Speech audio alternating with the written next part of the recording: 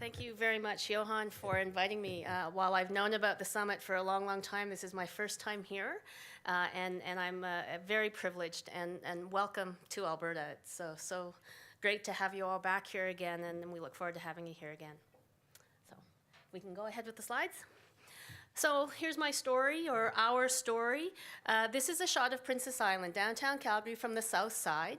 There's a restaurant there that you can kind of see just right of center. It's on an island. You just can't see it. So let's start with the numbers. In June 2013, we saw the worst natural disaster in the history of Alberta and of the lands here. And it brought the very worst of times and also the very best in our people. Over 100,000 people were displaced in the regions affected, and Calgary's two rivers reached flow rates that exceeded normal by almost 10 times.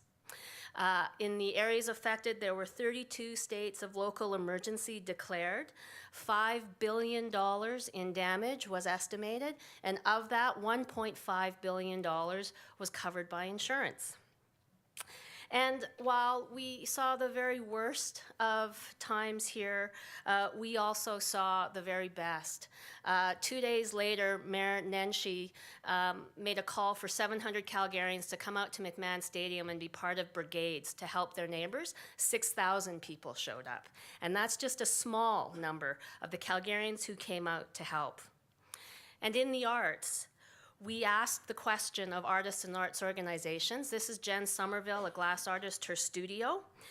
An estimated $2.1 million of reported damage, lost revenue, i.e. lost gigs, couldn't do a fundraiser, couldn't get my exhibition up, lost damage in inventory. And in many cases, all three to the same individual or the same organization. And that came from 126 artists. So the Alberta Arts Flood Rebuild Program began. 35 organizations from across the country, across all sectors of government, came together to say, what can we do? How can we be a resource to artists and arts organizations where they can come and find us, and we can help them? We set a target of $500,000 to raise to try and give back for flood relief. This is Ken Kirschenman's studio. You can see the water line at the top of the garage door opening, and that's his work, his life's work. And we heard those stories over and over again. In addition to the 35, though, our community responded. That's Ken's work drying out on his lawn. So you can see the mud, you can see the paint peeling off of the canvas. And when we put the word out that we were looking to help our artists, people came forward, like the King Edward School. It's a C-Space project. It's an arts incubator that's due to open in 2017. It's an old school that's been closed for 20 years. Reed Henry and his team opened the building up to dozens of artists. There's Ken's work being dried out by nature, like it was damaged by nature, and volunteer conservators from museums across the country came to work with our artists to help them save their work. Princess Island, that picture I showed you, Shakespeare in the Park, the day after the waters came. That's their dressing room. They managed to save $200,000 worth of equipment. They lost about $50,000 in costumes and props, and obviously their venue. And yet Theatre Calgary made a donation to the Alberta Arts Flood Rebuild Fund to help their neighbors. The Sled Island Music Festival opened the day before the flood.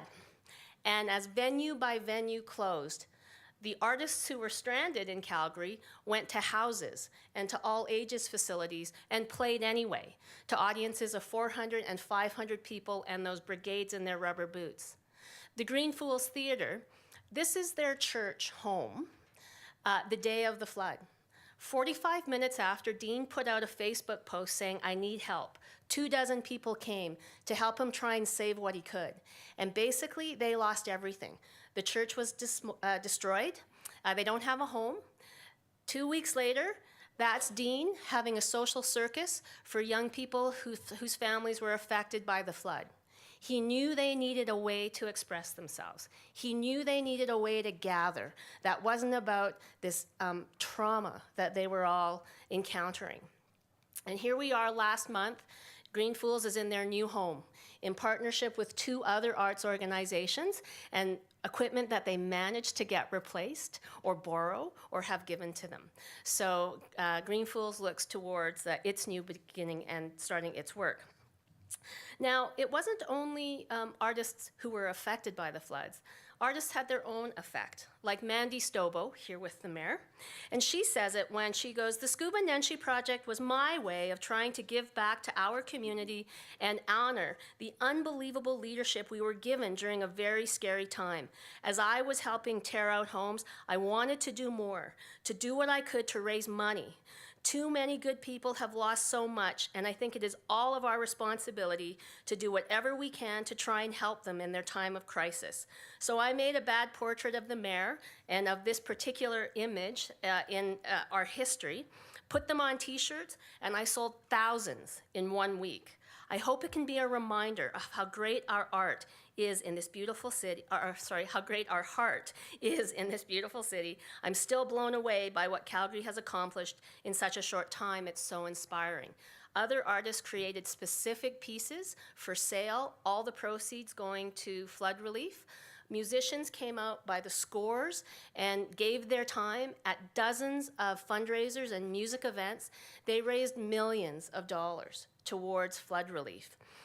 They contributed to amounts like the Red Cross, who raised $40 million for the efforts on these floods. The Calgary Foundation raised $8 million. Arts Flood Rebuild met its $500,000 target. We have a second round of funding coming up to get back to normal. That's what Princess Island is supposed to look like. That's where Shakespeare in the Park is supposed to be presenting, and the Folk Fest, and Expo Latino, and the many, many arts and cultural events that take place on the island. So what do we know? We know that the flood was the great equalizer. There were no distinctions between artist and non-artist, or amateur or professional. It was just us, it was just our city, and it was our neighbor.